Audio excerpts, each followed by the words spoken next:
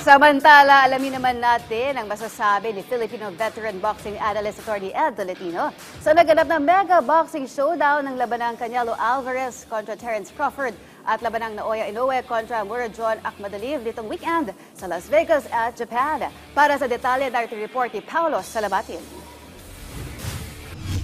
Inulat ng American boxer si Terence Crawford ang mundo ng boxing nang talunin nito si Saul Canelo Alvarez ng Mexico sa pamamagitan ng isang 12-round unanimous decision upang agawin ang undisputed 4-belt super middleweight title sa Las Vegas, Nevada.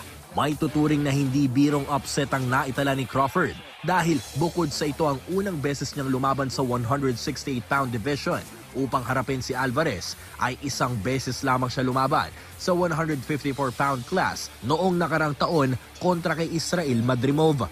Dahil dito, itinanghal si Crawford bilang kauna-unahang boksingerong undisputed champion sa tatlong magkakaibang timbang, ang junior welterweight division, welterweight class at super middleweight division. Sa latest episode ng Boxer Shorts with attorney Ed Tolentino, ibinahagi nito na ibang-iba na ang ipinakitang performance ni Canelo ngayon kumpara noon. Well, unang-una sinabi ko, 35 years old lamang si Alvarez kumpara sa 37-year-old si Terence Crawford. But Alvarez is an old 35. Nandun na ang wear and tear. Ang boksingero ito turned pro at age 15, halos 70 fights na. So obviously, nandun na, kakarag-karag na. In fact, matapos siyang magulpe ni Dimitri Bivol some 3 years ago in a light heavyweight title fight, iba na ang laro ni Canelo Alvarez. Wala na yung dating napakaganda ng head movement, napakaganda ng combination punching. Ngayon na nakikita natin is an Alvarez who is drifting para nagre-rely na lamang sa malaking suntok. Samantala sa Japan na natiling undefeated si pound-for-pound king at undisputed super bantamweight champion Naoya the Monster Inoue matapos talunin sa puntos ang Uzbek boxer na si Murodjon Akhmadaliev.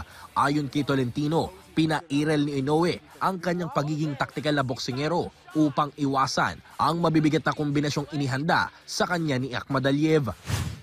Mataas ang kanyang respeto dito kay Murodjon Akhmadaliev, kung kaya naman iniwasan niya yung kanya mga old habits kung saan basta-basta na naman siya pumapasok, baba ang depensa at nahuhuli. Mas maingat ang naging laro ni Naoya Inoue. A well-earned victory for the Monster.